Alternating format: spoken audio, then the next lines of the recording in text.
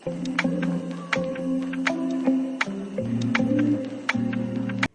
Pan लिया है, उसमें मैंने आधा कप ऑयल डाला है। आधा कप ऑयल में मैंने डाला है 3 cubes of ginger garlic paste, और इसमें डाला है आधा किलो बीफ को और जिंजर गार्लिक पेस्ट को हम अच्छे तरीके से भूनेंगे जब तक ये गोल्डन ब्राउन नहीं हो जाता।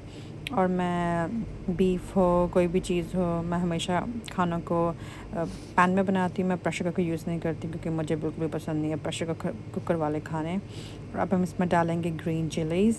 मैंने 3 ग्रीन चिलीज़ को दरमियान में से कट कर लिया और इसमें हम डाल दिया है। और अब हम इसके अंदर डालेंगे ड्राई स्पाइसेस। इसमें मैंने नमक डाला है 1 टीस्पून, 1 टीस्पून डाली है काली मिर्च एंड 1 टीस्पून ही गरम मसाला, और मैंने इसमें थोड़ा सा ज़ीरा पाउडर भी डाला है हाफ टीस्पून। गर्म पानी डाला है इसमें मैंने आधा कप, क्योंकि बीफ में अगर हम टमाटर पहले डाल देंगे तो फिर उसको गलने नहीं देंगे टमाटर, क्योंकि हम प्रेशर कुकर पे ये नहीं बना रहे। और इसको जब ये हाफ़ कुक हो जाएगा, मुझे लगेगा बीफ बहुत हल्का सा कुकड हो गया है, और फिर मैं इसमें टमाटर डाल दूँगी उसकी प्यूरी बना के। इसके ऊपर हम लिड देते हैं और इसको हम पकने के लिए छोड़ देते हैं स्लो फ्लेम पे। ये अभी मैं इसके अंदर चम्मच चलाया, अभी ये टफ है। अभी दोबारा इसके ऊपर मैं लिड दूँगी और इसको मज़ीद पकाएंगे 20 मिनट के लिए। फिर टमाटर डालेंगे हम।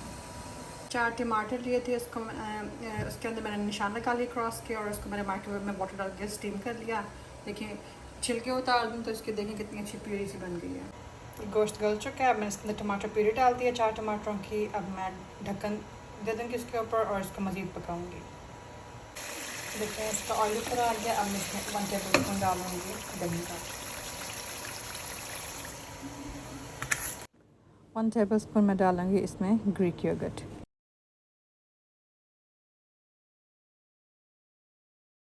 अब आपको बीफ मसाला कढ़ाई या बीफ भुन्ना की रेसिपी अच्छी लगी होगी, ज़रूर ट्राई कीजिएगा। And thank you so much for watching. Take care.